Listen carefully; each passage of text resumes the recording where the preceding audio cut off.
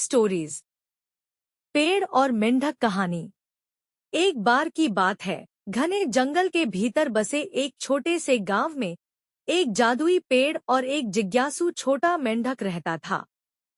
यह उनकी असाधारण दोस्ती और उनके द्वारा एक साथ शुरू किए गए साहसिक कारनामों की कहानी है। एल्डरवुड के नाम से जाना जाने वाला जादुई पेड़ जंगल के किसी भी अन्य पेड़ से अलग था। इसकी शाखाएं आकाश तक फैली हुई थी, बादलों तक पहुंच रही थी, जबकि इसकी जड़ें धरती में गहराई तक फैली हुई थी।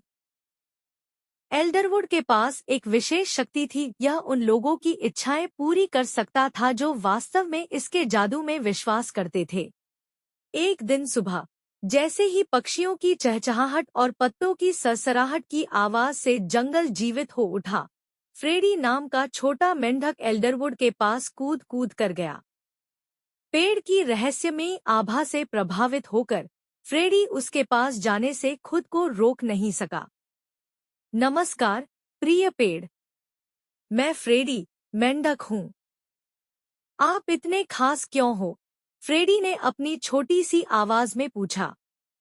एल्डरवुड ने धीरे से मुस्कुराते हुए उत्तर दिया, नमस्कार युवा मेंढक, मैं एल्डरवुड जादुई पेड़ हूँ। मेरे पास उन लोगों को शुभकामनाएं देने की शक्ति है जो मेरे जादू में विश्वास करते हैं। फ्रेडी की आंखें उत्साह से चौड़ी हो गईं। ओह सचमुच, मैंने हमेशा जंगल से परे की दुनिया की खोज करने का सपना देखा है। क्या आप मेरी यह इच्छा पूरी कर सकते हैं? एल्डरवुड पेड़ ने मुस्कुराते हुए अपना सिर हिलाया। अपने आप पर विश्वास करो प्रिय फ्रेडी, और जो साहसिक कार्य तुम चाह रहे हो वह सामने आएगा। अपने दिल में नई आशा के साथ एल्डरवुड के आशीर्वाद से फ्रेडी एक रोमांचक यात्रा पर निकल पड़ा। वह घने जंगल में छलांग लगाता रहा और रास्ते में उसका सामना विभिन्न प्राणियों से हुआ, बुद्धिमान उल्लू से लेकर शरारती गिलहरियों तक। जैसे ही फ्रेडी आगे बढ़ा, उसकी नजर एक विशाल नदी पर पड़ी, जिसकी कोमल धारा सुंदर ढंग से बह रही थी। जैसे ही वह पीछे हटने वाला था, सेरेना नाम का एक सुंदर हंस पानी पर तैरता हुआ दिखाई दिया। हेलो युवा मेंढक, क्या तुम खो गए हो? सेरेना ने पूछा। उसकी आवाज किसी गीत की तरह मधुर थी। फ्रेडी ने जंगल से अलग की दुनिया का पता लगाने की अपनी इच्छा सेरेना को बताई और उसने फ्रेडी को अपनी पीठ पर बैठने के लिए कहा। फ्रेडी सेरेना की पीठ पर उछालकर बैठ गया और उन्होंने एक साथ नदी पार कर ली।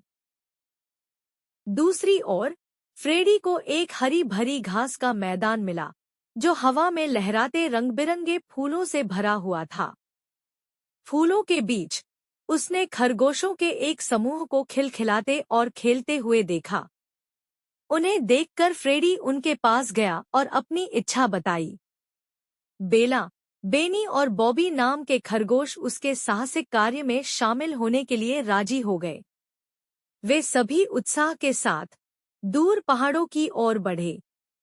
जैसे जैसे वे सभी पहाड़ों से गुजरते गए, उन्हें विभिन्न चुनौतियों का सामना करना पड़ा। खड़ी ढलानें, तेज झरने और यहाँ तक कि एक शरारती शैतान जिसने उन्हें भटकाने की कोशिश की, लेकिन अपने दृढ़ निश्चय और मित्रता से उन्होंने अपने रास्ते में आने वाली हर बाधा को पार कर लिया।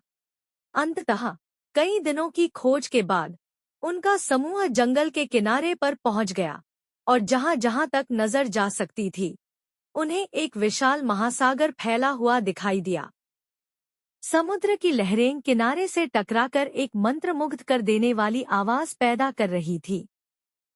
अंततः कई दिनों की खोज के बाद उनका समूह जंगल के किनारे पर पहुंच गया और जहां जहां तक नजर जा सकती थी, उन्हें एक विशाल महासागर फैला हुआ दिखाई दिया। समुद्र की लहरें किनारे से टकराकर एक मंत्रमुग्ध कर देने वाली आवाज पैदा कर रही थी। फ्रेडी और उसके नए दोस्त समुद्र के किनारे बैठे अनंत क्षितिज को देख रहे थे। वे एक साथ की गई अविश्वसनीय यात्रा के लिए कृतज्ञता से भरे हुए थे। जैसे ही सूरज डूबने लगा, फ्रेडी ने फुसफुसाकर एल्डरवुड को धन्यवाद कहा, यह जानते हुए कि यह पेड़ का जादू था जिसने इस साहसिक कार्य को संभव बनाया था। उनके दिल यादों से भरे हुए थे और उनकी आत्माएं हमेशा के लिए बदल गईं। फ्रेडी और उनके साथियों ने समुद्र को अलविदा कहा और जंगल में वापस चले गए। वे अपने साथ यह विश्वास लेकर आए कि सपने सच हो सकते हैं। नैतिक शिक्षा। कभी कभी सबसे असाधारण साहसिक कार्य एक साधारण इच्छा और स्वयं में विश्वास के साथ शुरू हो सकते हैं। तो बड़े सपने देखें, उनके बारे में सभी जानकारी पता करें और अपनी कल्पनाओं को फ्रेडी और उसके दोस्तों की तरह अविश्वसनीय यात्रा को पूरा करें।